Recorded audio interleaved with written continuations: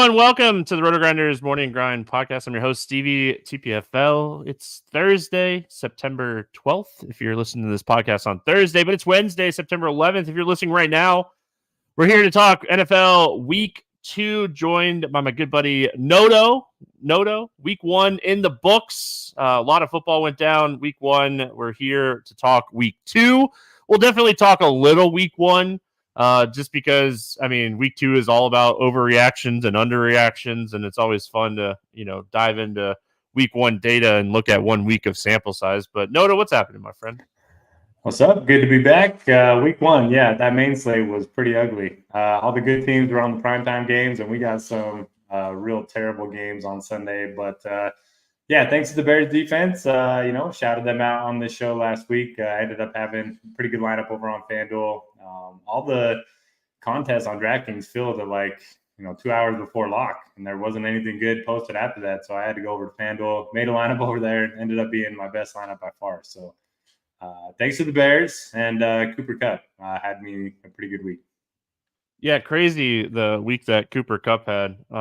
Just absolutely insane. So we'll talk about that because he's on this slate. Some really good games on this slate, some really awful games on this slate. So it'd be really fun. I lost money in Week 1. I am never gonna come on here and brag about stuff when I lose money. I got a lot wrong. I was very high on Tennessee.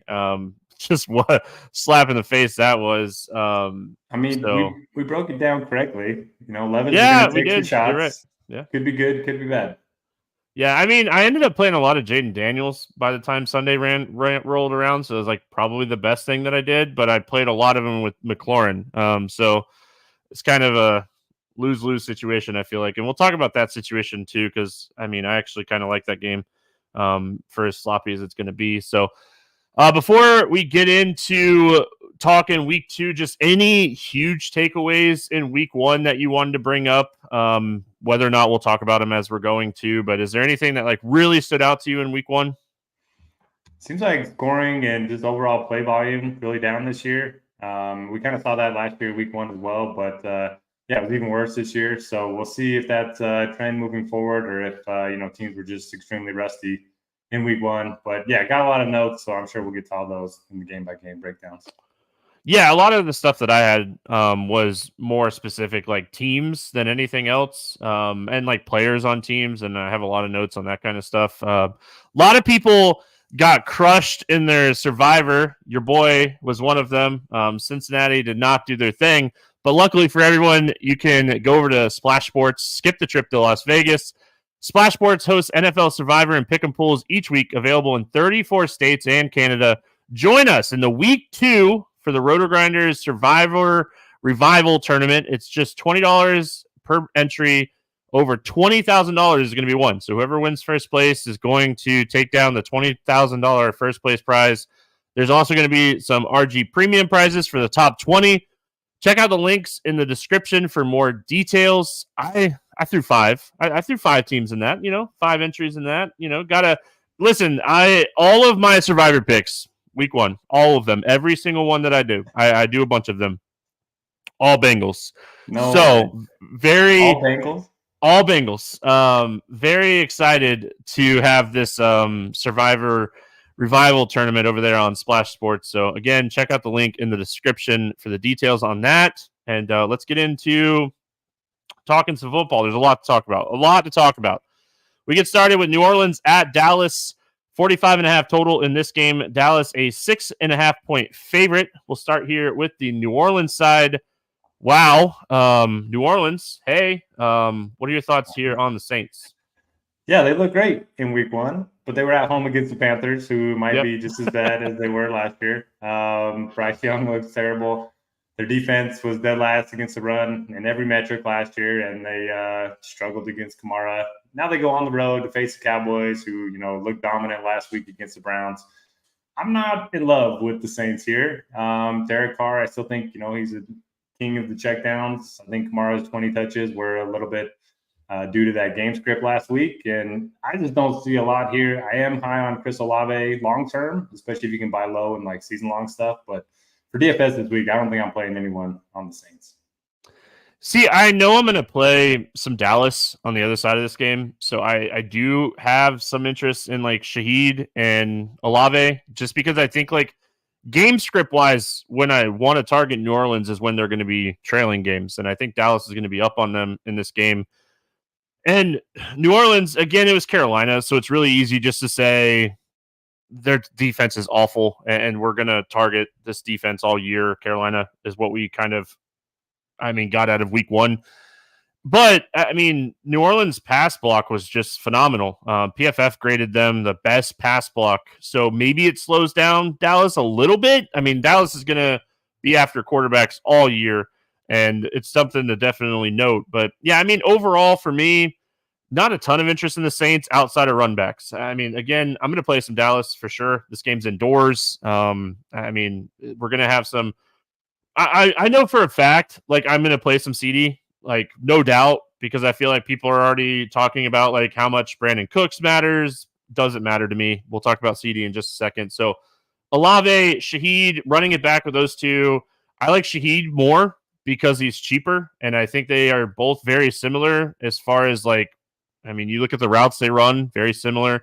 And Shaheed actually has, like, that deep ball upside to score that one, like, 40, 50-yard touchdown. Saw him score a 59-yard touchdown in week one. So I'm going to play both of them in run backs, but I would lean Shaheed. Not touching the running back situation. I know, like, they ran the ball the most in the NFL last week, but, like, if you look at the snaps, Kamara was at 48. They used three guys over 35% before I just break it down. It's just not even worth breaking down. It was just not enough for me to have interest in Kamara unless it's just a home run matchup where they're going to run the ball a ton, and I don't think this is one of them. Going to the Dallas side, I like CD a lot. The running back situation, exactly what we kind of expected it to be, 50-50. Elliott got the red zone work. Just not something I want to mess with on a weekly basis right now. I want to play CD. I don't know if I necessarily want to stack him with Dak. I think there's a lot of good quarterback options on this week in general. So want to play CD. Want to see what's going to happen here with Ferguson. If Ferguson's out, maybe I do end up playing a little bit of Cooks. I don't think I'd play Schoonmaker if Ferguson sits, but I want to play CD. I think this is like a 10 to 15 target CD game. So I have a lot of interest in him. You know what I love? The chat on this show, just so positive, so happy. Everyone's saying what's up. Everyone just happy to see each other. That's how I feel when I come on the show with you. But right there with you, love CeeDee Lamb. He saw 10 targets last week, 35% of the team's air yards. I think, big breakout game for him. You nailed it with the running backs. Zeke looked pretty good, but Dowdle still played 44% of the snaps. We'll see how that shakes out here the rest of the season. The one situation that I'm monitoring, Jake Ferguson, I think he's going to sit. He's dealing with the bone bruise. That's typically a week or two out. So Luke Schoonmaker could be a solid punt on DraftKings. It's one of the positions. Tight end was just a wasteland last week. Your boy Kyle Pitts came through. Nobody else came through. Ingram, Kincaid, all the chalky guys ended up not coming through. So if he ends up getting the start, I like him for a cheap punt. And I'm kind of with you with Dak. He doesn't have that rushing upside that he used to have, and the Cowboys want to run the ball. So right there with you. I like Lamb. I like Schoonmaker if he starts. Yeah, we don't have the Falcons on the main slate, but man, how are we not excited a little bit about like Kyle Pitts? He played like 80, I think it was like 84% of the snaps, and he ran 50% of his like routes out of the slot. Like, oh baby. Yeah. Kirk Cousins looked like he has some rust to kind of shake off. But like Atlanta, I think is going to be really fun in like 3 weeks. They're going to be a team we're going to be talking about a lot in 3 weeks. Well, obviously we'll be talking about them a lot this week because it's a standalone game. But anyway, moving on, we got Tampa Bay at Detroit, 51.5 total. Detroit, a 7.5 point favorite. I don't know about you, but I think this is the game that I'm probably the most excited for on this slate. One, Tampa Bay looked fantastic. Like, who saw that coming? I thought they'd be okay, but wow. And then Detroit, heck yeah, man. Finally, Jameson showed up and played some football. Let's go to Tampa first. What do you like here for the Bucs? Yeah, so the Bucs, they like to throw the ball a lot. They like to play at a fast pace. They don't have a ton of success running the ball, even though Rachaad White's a good fantasy player. So I think it's set up really well for him in the dome. Likely going to be trailing in this one. Baker with the big week last week. it's kind of crazy to think about, 2 seasons ago when he played with the Rams, he got the like 2-game stretch where he played well and then turned it into a year contract with the Bucs. Now he's a good quarterback again. So it's kind of fun. In terms of the receivers, I mean, Godwin and Evans always going to be in play. Godwin's a little bit cheaper, but McMillan, man, he played just as many or ran around on just as many snaps as everyone else, as Godwin and Evans. So he could be a sneaky large field tournament play. Don't mind Rachaad White just because he's going to get those receptions. He's going to get the goal line stuff. And this game has the highest total on the board. So, yeah, I like kind of everyone on the Bucs, and I'll be building some stacks for sure. Yeah, I mean, I definitely want to play some Baker. I will point out that, like, Chris Godwin ran a ton of routes from the slot, which I think is really good for him in this offense. He was the first read 29% of the time. So he's going to get, I think his target share actually ends up being higher than Evans. And I think Evans has more like touchdown equity. But I'm with you on McMillan, man. Like, this guy, he was on the field more than Chris Godwin and ran the same amount of routes like you mentioned. So I don't think he's necessarily going away. Hate the targets that he had 3 targets. He had 1 touchdown catch. There was another one that he had a play where he was very close to scoring another touchdown. There was a couple of those. I don't mind it. I definitely prefer him like in a double stack situation. Like if you're going to play Godwin and Baker and then running it back with McMillan as well, kind of thing. I don't think I would play him very much as a standalone. I think you're going to find better options. Detroit side, I mean, a lot of interest in Detroit here. Obviously, we're going to kind of monitor the news here on Jameson Williams. Dealt with an ankle injury, got back up, played the game. I assume he suits up and plays here, but ankles always hurt worse the next day. I think the biggest thing for me is not overreacting to St. Brown only getting 6 targets. He got shadowed. It was a tough matchup, and they just kind of shut him down. St. Brown, that was like 1 out of like, I think since like 2022, he didn't have like X amount of yards and X amount of catches. So like, I'm not going to overreact here to St. Brown, and I am definitely going to have him as a top-tier wide receiver in this matchup. Yeah, squeaky wheel narrative. They got to get him going. We know the Bucs, when Vita Vea is active, they're going to be really tough against the run. And it's tough to trust the Detroit running backs anyway because, both of them have the ability to go off. We saw David Montgomery just take over in overtime last week. But, man, Jameson Williams, you mentioned it. Awesome to see him get going again. My biggest bet of the week was over 38.5 yards for Jameson Williams, and he had 37 and got hurt, and I was like, oh, man, he's not coming back. But didn't have to worry about that for long. I think he 4X'd that, something like that. So if he's active, don't mind going right back to him. But, yeah, Amon-Ra is the guy for me. You can pair him with Goff. I typically like, rushing quarterbacks a little bit more, but Goff at home, good splits, indoors. I think it's going to be pass-heavy script from both teams, so you're going to see more play volume from both teams. I like both sides, and I think both quarterbacks have a chance to go 300 yards. Yeah, I mean, I think both teams want to throw the ball more than they want to run the ball in general. So I'm with you on that. I think this is one of those games you circle and you play quite a bit of. I mean, we didn't really talk about Laporta or Otton, but I mean, as far as like on the field running routes, neither one of them didn't have like a ton of like usage week 1, but they were on the field a lot. So Laporta is expensive. I would prefer finding a different tight end. But Otton at 36, I might roll the dice and play a little bit of him. I liked what we saw from him. He just wasn't very involved usage wise. Colts and Packers, 41 total in this game. Colts a 3-point favorite. Did you see my boy AR-15 off his back foot launch the ball like 50 yards down the field for a touchdown? Oh, man. I did. He is back. Did you see the mix that the Colts put out with the overview, the like overhead camera view with the music? Yes. Playing? Oh, my gosh. So good. We'll start with the Colts side. What do we like here for Indy? Yeah, Anthony Richardson, viable each and every week just because he was rushing outside, and he's going to take shots down the field. Pittman kind of had a tough cornerback matchup last week. Don't mind going back to him. But Donnie Mitchell, man, he could have had 3 touchdowns. Richardson missed him 3 times. So I'll be buying low there. I like both of those guys. I do worry about the Packers' ability to put up points. I think they're just going to go super run heavy. with Malik Willis at quarterback. They don't really have any other choices right now.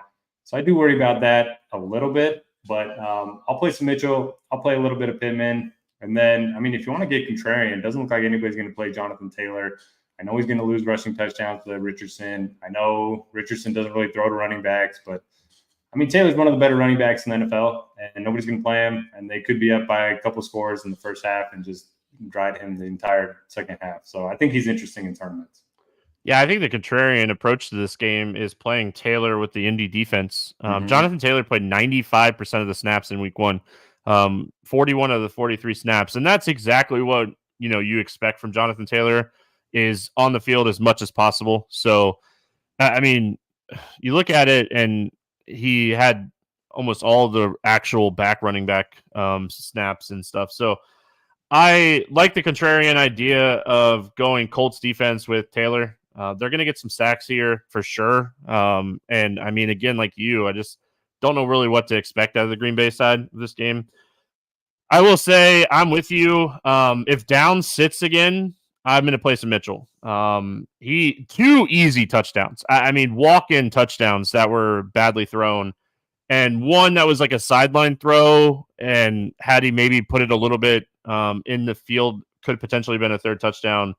He was rated number 1 on Pro Football Focus as like getting open. So dude he's going to be a difference maker in some tournaments this year for sure, especially with AR throwing in the ball. Pittman, exactly what we were expecting. Led the team in first read percentage and led the team in target percentage at 42%. So nothing's really changing for Pittman. He actually has somebody that can throw him the football right now instead of Minshew. Green Bay. I mean, Love doubtful, not expect to play 4 to 6 weeks. Willis going to start. I don't know if Willis starts week 3. I don't think this guy is very good. Every time we saw him play in Tennessee, it was awful. It just kills everybody, right? It just kills Jacobs. It kills Reed. It kills Dobbs. It kills Watson. Reed is a guy that I absolutely love in large field tournaments this week, just because he's still 6K and somebody has to do something, and this guy is just incredible. But I mean, I would have to be running it back on the Indy side. I think that Green Bay, for the most part, is a team I'm going to stay away from. Yeah, right there with you. I don't know if it was the field in Brazil that led to that injury or what, but man, what a display that was. Just awful. People were falling down left and right, and I don't know why there was a game in Brazil in the first place, especially week 1. But anyway, yeah, if Malik Willis in the passing game, burns me this week, so be it. I'm fading. I think Josh Jacobs is a little interesting, but if they get down, I just think it's going to be ugly. So probably going to be a fade for me. All right, moving on. We got, the Chargers and the Panthers. What an awful football game. 39 total. Chargers a 6-point favorite. I mean, we'll start with the Chargers. Herbert. Hey, listen, I was wrong about a lot of stuff, and I feel like we had a lot of stuff right still. We nailed this game. We absolutely nailed Justin Herbert going out, being a game manager, and not doing anything. And that's exactly what happened. He threw 26 times. He threw for 144 yards. Like, get used to it. I mean, this is Justin Herbert with this offense, and the days of him going out and chucking are just over. Best part of that game was pregame when Jim Harbaugh was like punching Herbert, and Herbert didn't know what to do. Did you see this clip? No. He's just like hitting his pads, like all over his pads, on the top, in the back, in the chest. He just wouldn't stop like hitting Herbert's pads. It was the most awkward thing I've ever seen. And he just kind of stood there. Herbert didn't say one word to him. But yeah, I'm with you. Don't love the passing game. I mean, McConkey scored last week, but he played ran fewer routes than Palmer and Quentin Johnston. I think you can play Dobbins in tournaments. I don't love that he only had 13 opportunities, but I mean, Panthers, again, dead last against the run last year. And we saw Kamara, play pretty well against them in week 1. So I'll play a little bit of Dobbins, maybe with the Chargers defense, and that's about it. Yeah, I mean, he outsnapped Edwards. He outran Edwards. I mean, every metric, it was Dobbins over Edwards. So, yeah, I'm with you. I'll play a little bit of Dobbins. I'll play a little bit of the Chargers defense as well. I mean, they were really getting after the Raiders, and I think this is another spot they can. Bryce Young just looks awful. I mean, we talked about him being undersized last week and just really just worrying about him in general, even with all the pieces that he had around him. The real question is, like, do we think Bryce Young is the starting quarterback at the end of the year, or is it going to be the Red Rocket? So, what are your thoughts here on Carolina? Out of nowhere, Hubbard just kind of got benched, and Sanders played. Like, we couldn't trust them to get the ball to Thielen or Johnson. Like, it just seems like an easy stay away spot for me. Yeah, I think until we see it, you can probably just avoid the Panthers. I think that's probably the better route to go instead of just blindly taking shots in the dark. So yeah, I mean, Deontay Johnson, Thielen, Leggett, they all had similar target shares, similar route percentages. Just think you're kind of hoping for one to go off, and I don't know which one it's going to be, if any of them. So right there with you. And then Chuba Hubbard, yeah, and Sanders, we thought it was going to be Hubbard, but way too much Sanders. It was close to a 50-50 split in week one. So, yeah, I'm fading all things Panthers, even though they're at home. Yeah, fading all things Panthers sounds like a fantastic idea. Moving on, Jets, Titans, 40.5 total here. Jets, a 3.5 point favorite. We'll talk about that in just a minute when we get to the betting portion of the show. Going Jets here first. Aaron Rodgers looked a little rusty. I mean, I think that's the easiest and nicest way to put it. They really kind of struggled to get him going early in that game against San Francisco, but it was also the 49ers defense is really good. I mean, we don't want to necessarily overlook that. Titans defense is not terrible. What do you like here for the Jets? Nothing outside of Breece Hall. I mean, Aaron Rodgers, 40-year-old quarterback. He's played, once in almost 3 years, going on the road on a short week. I don't know. It's just, if he proves me wrong, then so be it. But I mean, Titans D looked pretty good last week against Chicago. And I mean, Breece Hall is going to get, a bunch of opportunities, whether they're winning or trailing. So I think he's the top target here. But Lazard looked pretty good. Granted, one of those touchdowns was from Tyrod late in the game. Wilson looked okay. But I think it's Breece or bust for me. My question is, no interest in Lazard? Like, he's just, I mean, he's 3,300 on DraftKings, and we've seen this story before. We've seen 3,300 wide receivers get ownership. Like, right now, we're projecting for 8%. I think by Sunday, Lazard comes in around like 15%. Is that just too much ownership for you on Lazard? I mean, I don't trust the role at all. I'm with you. I have a ton of interest in Hall, but what are your thoughts really quick here on Lazard at 3,300? I mean, again, a lot of those targets and air yards came on that last drive with Tyrod, so I'm not putting much stock into that. I don't know. If he burns me, I get it. He played pretty bad in the first half. He had a drop, and then Rodgers didn't really look to him again until late in the second quarter. $3,300 wide receivers just never work out. They just don't. So I'm okay. I hope he gets some ownership, and I'll fade him.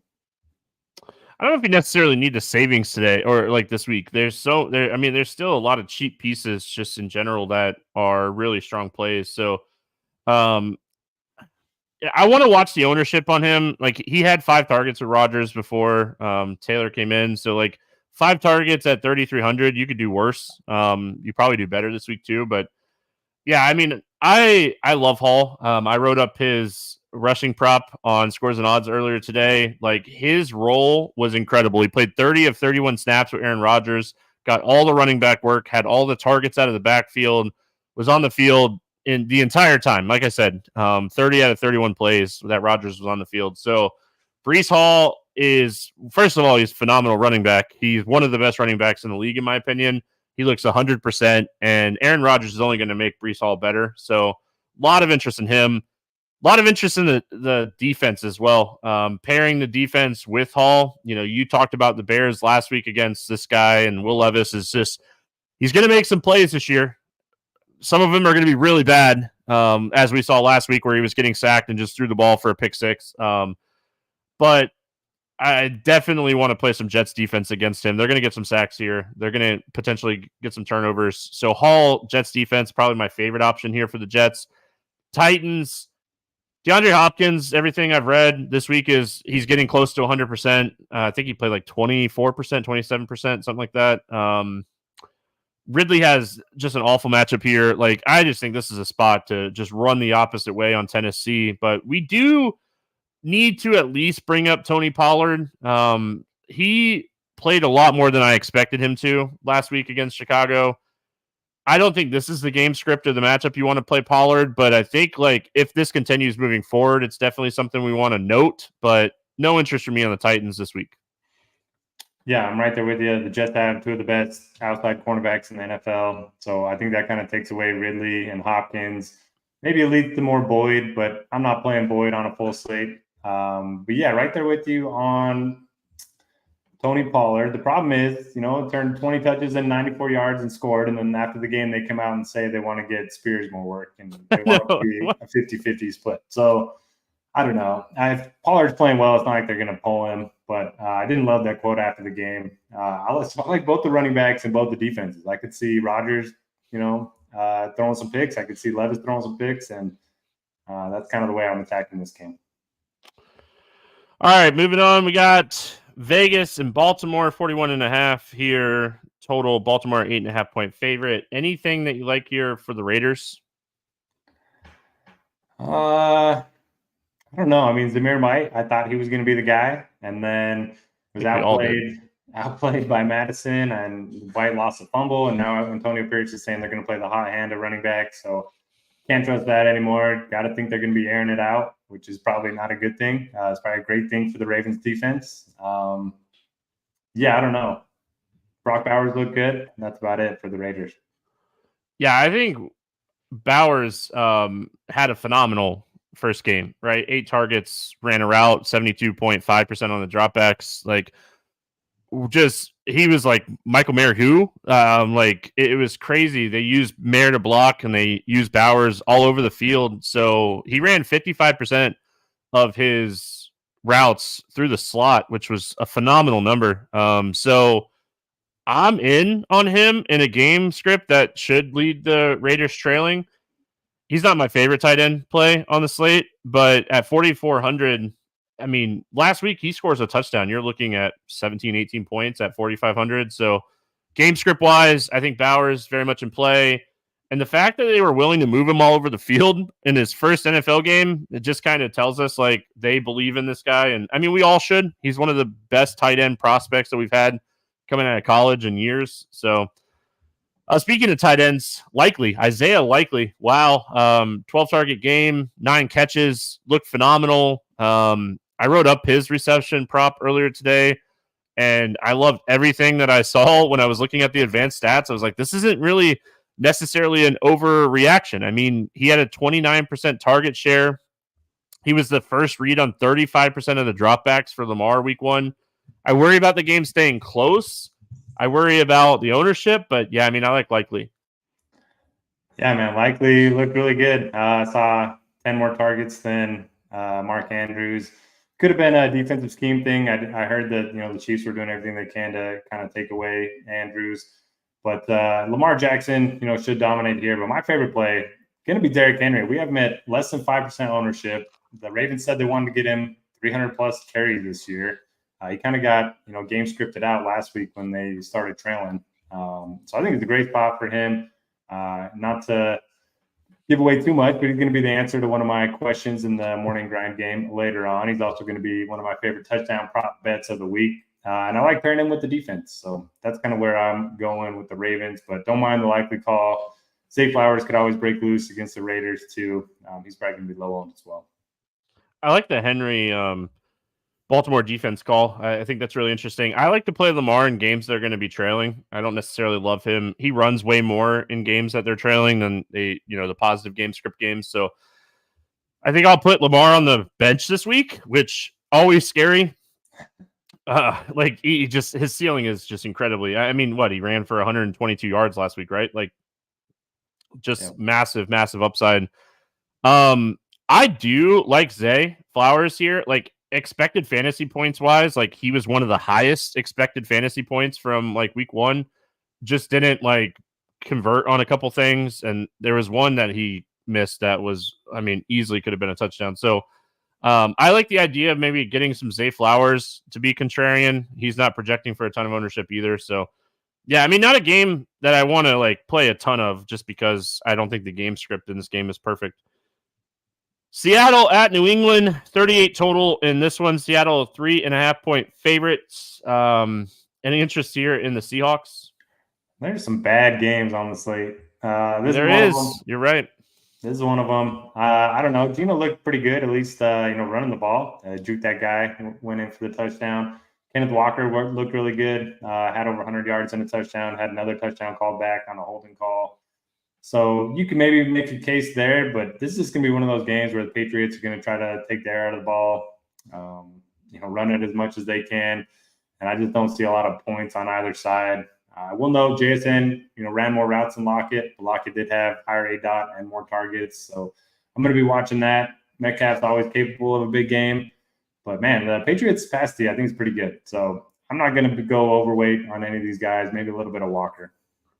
Yeah, if Walker plays, dealing with the oblique injury, if he comes in like questionable, do they go 50-50? If he's out, Charbonnet is 5,800, so he's not like a lock and load play at that price point, but I definitely think like he's playable. I hate this game. I think this game, both teams going to try to control the clock. Not going to see like a ton of plays from either team in this game overall. Yeah. You mentioned JSN, first read 5% of the time. Tyler Lockett 33% of the time. Yeah, it was not pretty at all. Like all of us. We all kind of slept on Lockett again. And he just did Tyler Lockett things. Luckily, he didn't score a touchdown, so it didn't really matter. But if anything, if you played Geno Smith by himself last week, you were probably fine. If you played Walker, you were probably fine. I ended up playing a lot of Walker. He was kind of cruising there before he got hurt. So we'll have to kind of see how it shapes up with injuries. But, you're not excited about playing any Seahawks or Patriots. Stevenson, he crushed. Part of that, Cincinnati's run defense is still really bad. But, man, he got the workload that if you were playing him, you absolutely loved. Gibson's still banged up. He's dealing with like a hip. If Gibson is out, I don't necessarily hate the idea of Stevenson because I feel like he'd play 80% of the snaps. He'd get a lot of the passing work out of the backfield, but I don't know. I can't get excited about playing the four wide receivers that all kind of like rotated in for each other. Can't get excited about playing 50-year-old Hunter Henry. It'd be Stevenson, and that's just because we got captain check down Jacoby Brissett at quarterback as well. Yeah, I was going to say 5 wideouts, between 3 and 6 targets, and Brissett throwing on the ball. So no thanks there. I do like Stevenson, especially if Gibson ends up being out. 28 touches last week is just huge. And it's a game where, they say they want to run the ball a bunch all season. So I'll play a little bit of Stevenson, but let's move on to hopefully a better game. All right. This one's kind of ugly, but like both defenses stink, so maybe it's a good kind of ugly. We got the Giants and Washington. Commanders 44 total here. Washington a 1.5 point favorite. Listen, if Daniel Jones doesn't do it this week against this bad Washington defense, I might be out on Daniel Jones for the rest of the year. I love what I saw out of Neighbors. He got Robinson involved. I think both of those are really good like signs. Hated the running back options, so I'm gonna do it. Noto, I'm gonna play a little bit of Daniel Jones this week because I think the matchup is great, and I really liked what I saw when I was looking at the advanced stats for Neighbors and Robinson. Yeah, you know what I did last week? I played Daniel Jones, and I touted him everywhere. It was not pretty. I saw a funny graphic on Twitter that said like the worst qualities of all the starting quarterbacks in the NFL. And it was like pocket awareness, Daniel Jones worst. Arm strength, Daniel Jones worst. Mobility, everything was just Daniel Jones. It was pretty funny. But yeah, I saw this in Pat Thorman's Pace article today. He's thrown more touchdowns to the opposing defense than he has to his own teammates since he signed that big contract. That's just incredible. I don't know if it's true, but I thought it was good enough to bring it up on the show. And but you're right. Washington's defense, one of the worst in the NFL. Gave a huge day to Baker Mayfield. We love Malik Neighbors, so I'll go back to the well. If I played him last week, got to play him this week. Yeah, listen, if he fails this week, it's just he's not going to perform in any matchup. Washington's defense was not good at all last year, and it just looks like it's going to be the same thing. Baker Mayfield just absolutely shredded this team. And like Baker Mayfield played phenomenal. The Bucs played phenomenal, but a little of that, or a lot of it, however you want to look at it, probably had to do with the Washington defense. I mean, Neighbors, kind of everything that we were hoping for from him. Outside of a touchdown, he was the first look a lot. He got 7 targets. He had 66 yards. If you add a touchdown to Malik Neighbors' line, you're like fantastic, super happy about it. And now he gets Washington. So did you see still Daniel Jones post-game interview? No. They asked him about Daniel Jones, and he's like, I don't know what he's doing back there. We agree with him, don't we? Yeah. I mean, we agree with him. That's for sure. I will say Jaden Daniels on the other side, he was captain check down, which sucked for all my Terry McLaurin exposure last week. But he actually played fantastic. He had a couple fumbles. He had a couple rushing touchdowns. He ran 16 times. That's an incredible number for a quarterback. He's going to be a guy that I'm going to target a lot here this week and moving forward. He's the guy you can play by himself. I don't hate playing Jaden Daniels naked. I am going back to the well, though, on my boy Terry McLaurin. Ran a route 76% of the dropbacks and was the first read the most outside of Zach Ertz. I think both of them were tied around 23%. I'm going back to McLaurin. I'm playing some Jaden Daniels, and you're not going to talk me out of it. No, we were both high on Daniels last week. Loved him. 16 carries, 88 yards, and 2 touchdowns. That'll certainly get the job done. Good matchup at home against the Giants. I worry about his health because he's a skinny guy and if he's going to be running that much, but that's not a concern for weekly fantasy football. McLaurin, man, they didn't move him around at all. Cliff Kingsbury just had him on the same side of the field in the same cornerback matchup the entire game. So I do worry about that a little bit. I wish they would get more creative, but I'll go back to the well there. I think Ertz is fine. 73% route rate last week. He's still cheap. Brian Robinson looked decent, but I'd rather just play Daniels and hope he runs him in instead of Robinson. Yeah, the running back situation, Robinson and Eckler both were around 50%. I will say, neither one of them, it made me excited, but Eckler, when he was on the field, did a lot of pass routes. So they both ended up with 4 targets, but Eckler ran way more routes than Robinson. But I think Robinson has your red zone touchdown upside. It is the Giants. If I'm rolling out a script, I might include Robinson in my script this week. Not an endorsement. I just think he's playable. The other one that I wanted to mention when I was digging through the stats, Luke McCaffrey was on the field a lot. We were kind of wondering who's going to eventually be wide receiver 2, whether it be Zacchaeus, Crowder, Davy Brown. It was Luke McCaffrey.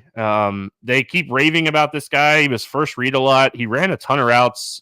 So I think if you're going to take shots on under 4K wide receiver, you could potentially play some Luke McCaffrey against the Giants and just hope his 3 targets turn into 5 and one of them, goes in the end zone. But they were raving about this guy all preseason and all throughout camp. And it's I really wasn't believing it. And then digging into the numbers of the first game, you're all right, but he is going to have a very low ADOT and it's going to be a lot of short passes, but those are the types of wide receivers that can really help a first year quarterback. So I don't hate taking large field tournament plays on him.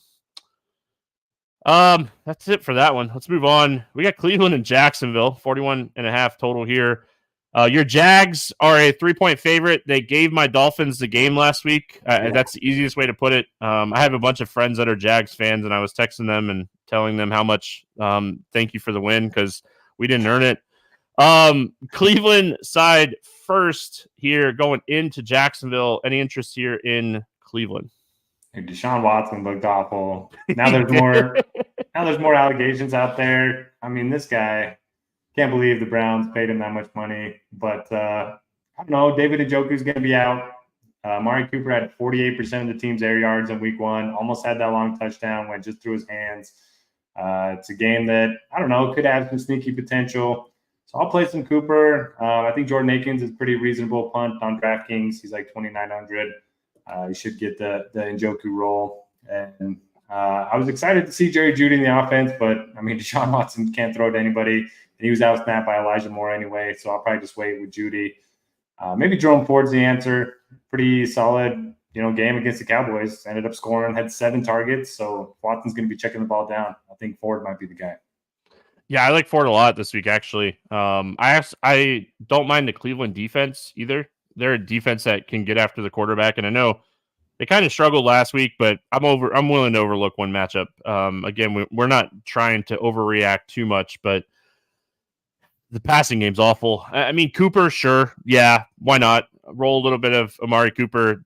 But like, I was reading an article today that said like Cooper would have had 25 fantasy points if Joe Flacco was throwing him the ball instead of Watson. So I couldn't agree more. But yeah, I mean, expected fantasy points wise, like Ford looked great. Like his expected fantasy point number was actually higher than what he scored. I think this is a great Jerome Ford spot, especially when Njoku out. I think like the 7 targets wasn't a fluke. I think that you could see 5 to 7 targets, 15 to 20 carries here. I mean, does Watson potentially play better? Maybe, but I'm not doing it. I need to see him play better before I can get behind playing him here. Jags, I mean, man, oh man, Jags. I really hate the running back situation now. I was on the show last week kind of hyping up ETN, and he scored a touchdown, but the rest outside of that, he was awful. Bigsby actually looked way better than ETN, averaged 6.1 yards per carry. The wide receiver situation, dude, Brian Thomas is going to be a beast. He is just going to be a guy that is going to be a beast. What are your thoughts here on the Jags? Yeah, I was going to say, I want to buy early on Brian Thomas. I know, he ran similar routes and had similar targets in air yards as Kirk and Davis, but I think Thomas is the answer long-term and probably not going to get him at this price much longer. I mean, Trevor Lawrence completed 12 passes last week. I don't understand how that's possible in a game they were trailing and then almost won. So, yeah, I don't think that's going to be the case. I know it's a tough matchup against the Browns, but I'll play a little Thomas. I'd have some interest in ETN, but he's just so expensive. I don't think you need to play him here. Your boy Brian Thomas was doing Jalen Ramsey dirty. This guy, he's the real deal. Like, we're going to be talking about Brian Thomas a lot this year on this podcast. So I played him a little bit last week in like my Dolphin stacks, and my Dolphin stacks were some of my best teams that I made last week with Achane, Hill, and Tua. So yeah, if you had those 3, you were cashing pretty much. Yeah, I mean, I had those 3 with Thomas, and like Thomas had a stellar first half, and then like the Jags just said, "Hey, we're going to give the Dolphins the game in the second half." So, as a Dolphins fan, I didn't hate it, to be honest. But last game here on the 1:00 hour, we got San Francisco at Minnesota, 45.5 total here. San Francisco a 6-point favorite. Brock Purdy just keeps doing his thing, man. He just doesn't make mistakes, and I think that is so underrated in what he's doing. Christian McCaffrey, we all kind of expected him to play, ended up sitting last week. Jordan Mason said, okay, I'll do my thing. 147 yards, touchdown. Looked fantastic. What are your thoughts here on the 49ers? Yeah, so Jordan Mason going to be the chalk of the week. Everyone that's thinking about fading him, what do you think his production is compared to McCaffrey's? Like 70% maybe? Expected production? Yeah, I mean, does it matter at this price point if McCaffrey doesn't play? And that's what I'm saying. I mean, if people are thinking about fading him, he's 5,500. So if he gives you 75% of CMAC, that's like CMAC under 7K, and you would play him every single time at that price point. It's a reasonable enough matchup. He was, involved in the passing game too. 29 touches was pretty ridiculous. I know the Jets, much more vulnerable against the run than the pass, but I'll eat the chalk. I typically like eating running back chalk when it's a situation like this. I'll play a bunch of Debo as well. I mean, 9 targets and 8 rushing attempts. Gotta love that. I'll play a little Kittle. Don't mind. I mean, nobody's going to play Ayuk. He still ran around on 75% of the snaps. We know, again, Sauce Gardner and can't remember the other cornerback for the Jets, but 2 of the best in the NFL on the outside. Much better matchup this time around. So I think you play everyone on the Niners. I think it's a good spot indoors. Yeah, give me all of them pretty much. Yeah, I mean, Debo would be my favorite wide receiver, but I mean, Ayuk is going to be much lower owned, like you mentioned. Yeah. Kittle always performs much better when Christian McCaffrey's out, so I think Kittle is another guy you could potentially take some shots on here. Minnesota side, Sam Darnold did his thing. I mean, he looked really good. It was against the Giants. I don't want to put too much stock into it. He's going to get a much tougher matchup here against the 49ers. But, I mean, quarterbacks just do well in the system. I mean, Minnesota system, they just do well. We know that Addison's likely not going to play. They did say it's probably 2 to 4 weeks, but they still have him as questionable. We'll see. I know that there was like hopeful, but the initial was like 2 to 4 weeks. So what are we doing here with the Vikings? Yeah, I love Jefferson in this spot. You mentioned Addison's likely going to be out. Hawkinson's out. I think I saw Sam Darnold was the #1 PFF graded quarterback in week 1, which is pretty crazy. And Kevin O'Connell's offense, you mentioned, is just so good for quarterbacks. So in a game where they're probably going to be trailing at home, that's typically a good spot for passing games. Love Jefferson. Don't mind Johnny Munt as a punt on DraftKings at tight end. And Aaron Jones is fine. I think we saw Breece Hall have a pretty good game against the Niners. So, yeah, I like this game a lot, especially compared to some of the low totals that we've seen the last, 5 games. Yeah, I'm a little taken back by the Jones-Chandler, split. It was 53-39. How much of that was they were just kind of beating the Giants at the end of that game?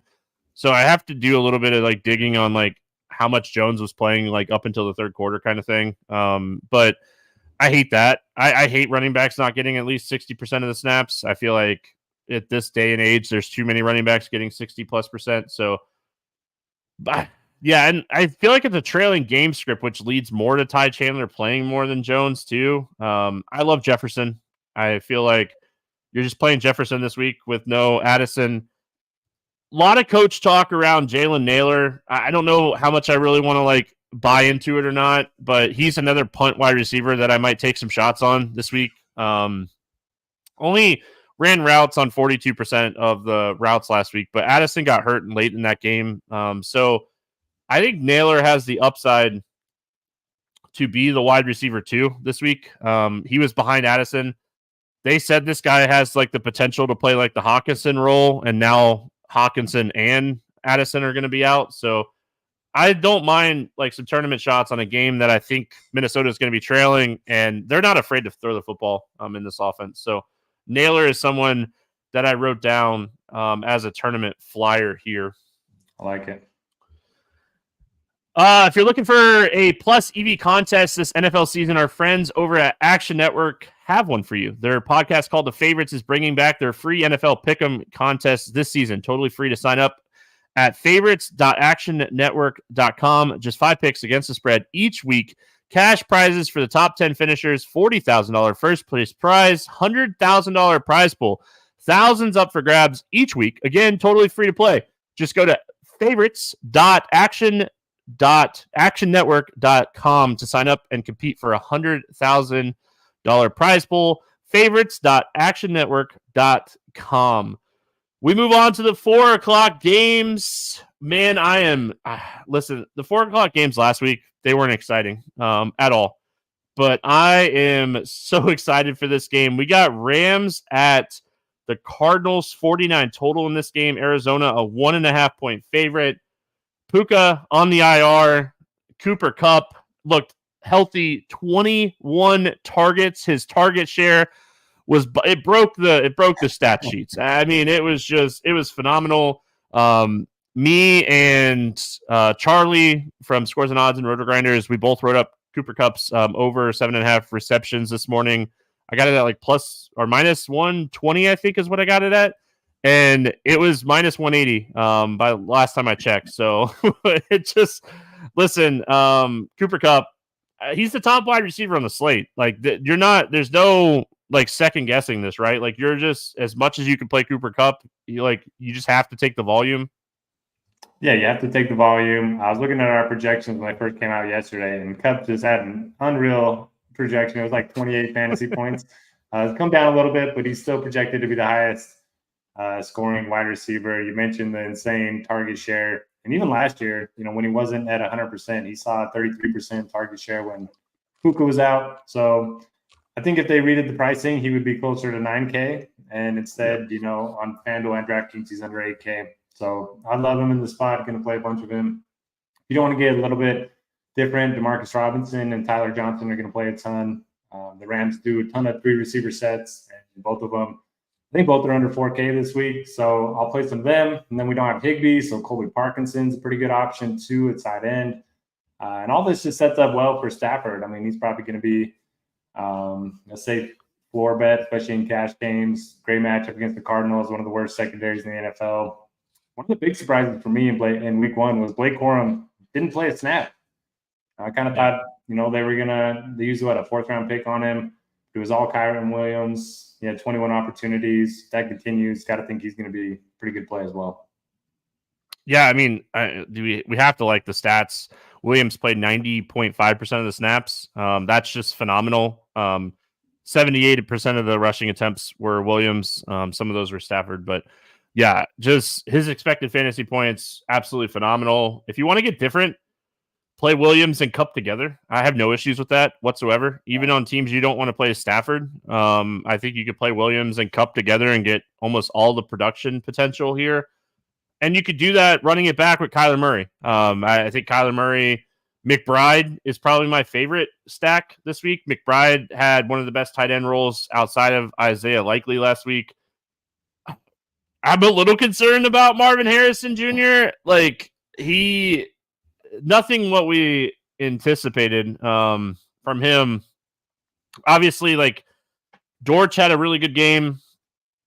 8 targets was the first look quite a bit, but McBride was the guy. That's the guy that I want to pair with Murray. Yeah, I mean, Kyler today said something like getting the ball to Harrison wasn't his job or something, which I thought was kind of interesting.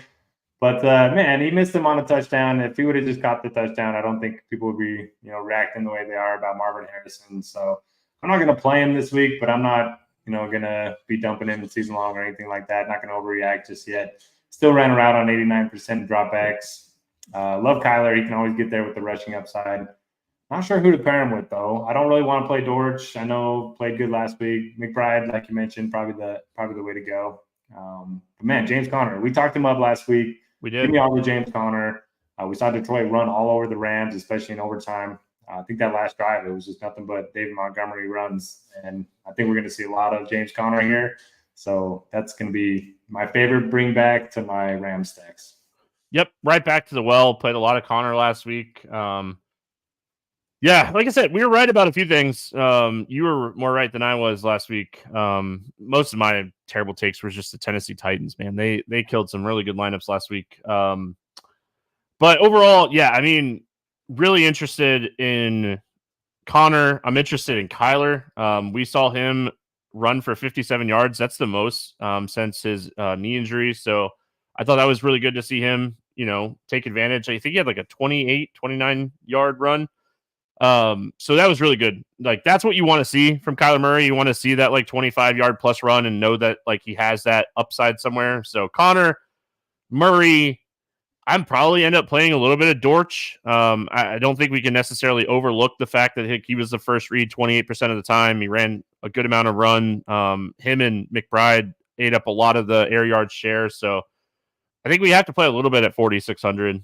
This is just a very stackable game, in my opinion. I think where the production is going to come from when it goes to the Rams. It's just more of where's the production going to come from the Cardinals kind of thing. So, all right. Pittsburgh at Denver, 36.5 total, lowest total that we have on the slate. Pittsburgh, a 2.5 point favorite. They're preparing Fields to start week 2.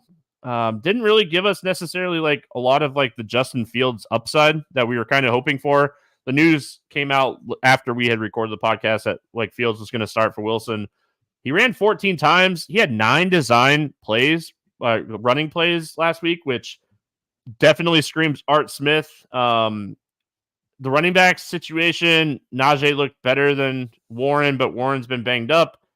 Pickens is in the Drake London role in this Art Smith offense. I don't necessarily want to play anybody from Pittsburgh this week, I don't feel.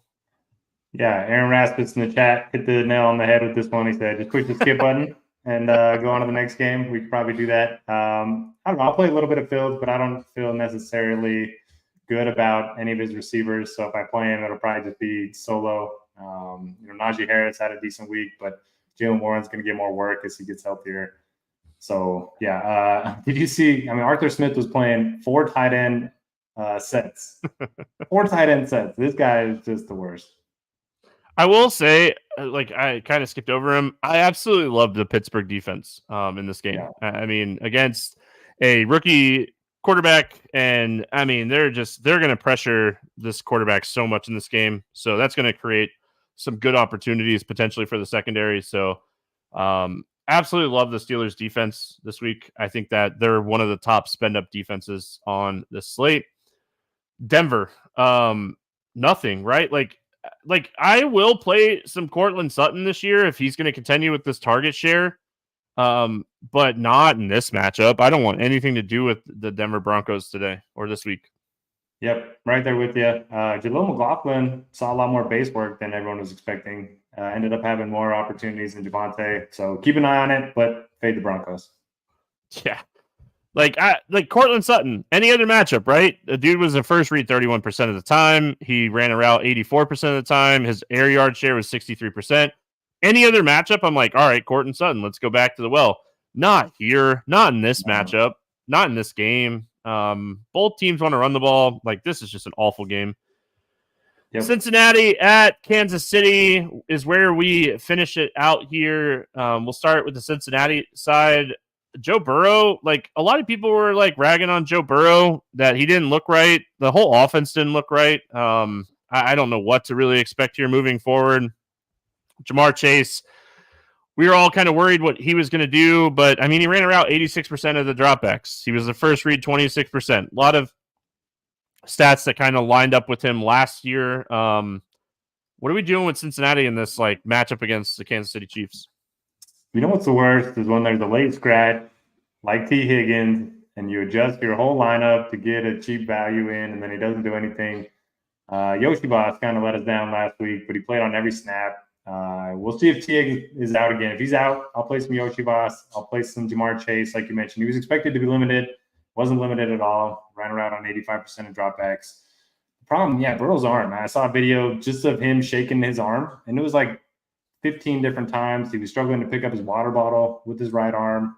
I don't know. It worries me a little bit, but he tends to play big in big games. And, man, it wouldn't surprise me one bit if they went on the road and beat the Chiefs when nobody was expecting it. Especially after last week. Mm-hmm. Hey, Zach Moss. We were all kind of wondering what this running back situation was going to look like. Zach Moss dominated the snaps over Chase Brown, like 65-35. And I think a lot of us thought it was going to be closer to 50-50. But yeah, I mean, 50% of the rushing attempts, which is good because some of that was Chase Brown. Some of it was Burrow getting hammered. So yeah, I mean, I don't know if you necessarily want to play Zach Moss. Aaron in chat's asking about, does he have tendonitis? He hurt his wrist. I mean, Burrow, he's shaking his wrist. I mean, he talked about how he wants to keep the joints loosened up. He's still not 100%. Let's just be honest. We don't know if he'll be 100% again. That's a tough injury to come back from for a quarterback. Patrick Mahomes, I mean, week one, we got to see them on a standalone game, and we got to see Rashee Rice just continue to do what we expect from him. Worthy looked fantastic in his debut. A lot of speed, a lot of upside with his speed. What do you like here for the Chiefs? Yeah, so the last couple of seasons without Tyreek Hill, the Chiefs have been more of a dink and dunk type of offense. But week one was Xavier Worthy. They led the NFL with explosive plays. They had 9 of them. So, I mean, this offense just keeps getting better. Love Rashee Rice. I mean, he runs so many – he's like the Cooper Kupp kind of, just runs so many shorter routes and gets so many targets that he's going to have big weeks most weeks. So I'll play some Worthy in tournaments. I'll play some Rashee Rice in all formats. I don't mind going Pacheco with the defense if you do think Burrow is going to struggle in this one, especially if T. Higgins is out. Not going to play any Kelsey, but like the rest of the playmakers for the Chiefs. I will know Hollywood Brown, got to keep an eye on him. Didn't practice today, Wednesday. So if he's out again, it's going to be good for Worthy for sure. Does it hurt Worthy? Like, just like a serious question. Yeah, I think maybe if anything, it hurts. Like Watson had some targets, Juju had some targets. Like, I think more those guys. Like, after watching Andy Reid use Worthy last week, I'm like, this guy's not going to get hurt by Hollywood Brown coming back. They're gonna have design plays for Worthy. Rice is going to keep doing his thing. I think if anything, maybe it like Travis Kelce only had 4 targets. Like, he's so expensive still. Maybe we can kind of be underweight on Kelce because at like his price, like you need Kelce to have like 8 60 and a touchdown to really like hit the like upside numbers. So if anything, I'll be underweight. And I don't even necessarily hate to be different playing some Pacheco with the Chiefs defense this week. I think Pacheco, one of those running backs that I'm definitely going to have in my player pool. I like him a lot. I loved his role against Baltimore last week, and he gets a much better matchup here against Cincinnati. That's it. Through the games, we'll play the morning grind game, and then we'll get out of here. I forgot to post the morning grind league for chat. I'll do that here in just a second. Quarterback for 300 plus passing yards. Who do you got? I like both in the same game, but I'm going Stafford against the Cardinals. Stafford against Cardinals. I like it. I think there's a lot of options. I'm going to go Jared Goff to throw 300. I will say I really debated on Baker Mayfield. I'm going to play way too much Baker Mayfield this week. I already know it. I love what Baker Mayfield, Tampa stacks just look so good when you're building those lineups. Yeah. So going to be painful. Going to be painful. Low on running back for a touchdown. Who you got? Derrick Henry, and he's going to score at least 2 of them. Oh, I like it. He's like, I'm not even going for 1. I'm going for 2. Yep. I forgot to pull up ownership. Let me pull up ownership really quick here. I have a bunch of running backs I like. For Henry. You know who I like this week looking at this? I mean, Jonathan Taylor is really interesting, but give me Jerome Ford to score a touchdown against Jacksonville this week. Kind of come in just under 10% ownership, which is what we use for this question. Quarterback, wide receiver, stack for a touchdown. I'm going to go Sam Darnold to Justin Jefferson. I'm just taking the pure volume of these two guys. Yep. Might be garbage time, but they'll get there. Man, it pains me to even say this. Give me Daniel Jones. Don't do it. Daniel Jones to Malik Neighbors. That was my answer last week to that question. Yeah, well, you can't. You got to go back to the well in week 2. That's the best part, right? Maybe it'll work for you. I like it. Yeah, well, wide receiver for 8+ targets. Who do you got? Well, right on cue. Malik Neighbors. Let's go. He's gonna do it this week. He's gonna do it. Yeah. I mean, I hate this question. Because you have the top end guys that you could take each and every week. Yeah, a little off the board. Yeah, I wanted to go. My answer I feel like is a little off the board for sure. I'm gonna do it. Give me. I feel like he might be chalky. I wrote down Rashee Rice, but I feel like he might be chalky now that I think about it. Give me Terry McLaurin. I'm gonna go back to the well. I'm gonna build game stacks of this game. Oh, week 2. Tight end for a touchdown. Who you got? I'm gonna go Colby Parkinson. A little under the radar. I think without Puka, I think he could get some extra targets. I'm gonna go Bowers. Way back to the really early game that we were talking about. Absolutely love his potential. Parkinson is another guy that I really like. McBride's probably my favorite tight end play this week. Defense for 10+ points. We have some options this week. Who do you got? Yeah, a lot of good options. I'm going to go with the Chiefs just because I don't think a lot of people will be on them. Who knows? Maybe Burrow's arms, a bigger concern than they're letting on. So at home, historically, the Chiefs have been awesome on defense. Yeah, I'm going to go Seattle. And it's more of I worry about the game script in this game in general, but I think New England's going to be really bad. And I was really impressed week 1 by Seattle's defense. Granted, a lot of that probably had to do with Denver, but yeah, they graded out really well defensively. Go to the betting portion of this show. Any against the spread or money line bets that you like this week? Going Ravens -9. I think they just smoked the Raiders. They have extra rest. Coming off of a tough loss against Kansas City, home opener, and they're playing Gardner Minshew. Give me the Ravens. Baltimore -9. I like it. I forgot to write it down. There's a game that I really liked the line in, and I forgot what it was. Yeah, give me Jets -3.5. I really like that one. I'm going to bet it right now. Jets should not be minus 3.5 in this game. Gosh, man, just awful. Just awful. The Tennessee Titans looked awful. I almost forgot to put that bet in, so I'm glad that I went back and looked. Over-under, any over-under bets you like this week? I don't have a strong take, but I'm just going to go Cincy KC under 47.5. All right. Hey, listen, strong take, maybe a lean. Don't hate it. I wrote this down pre-show, and I bet it pre-show. Give me the Giants and Commanders over 43. That was going to be mine too. It's ugly, but man, there's just no defense being played in this game, and I definitely expect Washington to be able to move the ball a little bit, and the Giants have some options. So, yeah. Any player prop or pick and play? Yeah, James Conner touchdown, basically even money, minus 105. I like it. I already mentioned this one, but I'm going to go back to it. Breece Hall over 71.5 rushing yards, minus 115. Really like this game script potential for him. And I think this is a really good spot for Breece Hall. So that's what I got. 3-pick parlay. I missed last week. I'm pretty sure I missed last week, but this week I have a single game parlay this week. It's plus 375. It might have moved a little bit. I bet this like an hour ago. I have Amon-Ra St. Brown over 6.5 catches, Baker Mayfield over 261.5 yards, and Chris Godwin over 57.5. I really like this game. We love offenses in Detroit. We really like what we saw out of week 1.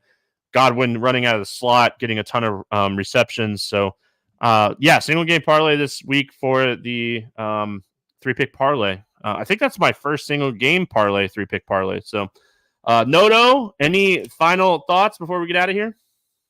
Good luck to everyone this week. And yeah, it's one of those weeks where everyone's going to overreact a little bit. But if you study the underlying usage, I think you'll be pretty well off heading into week 2.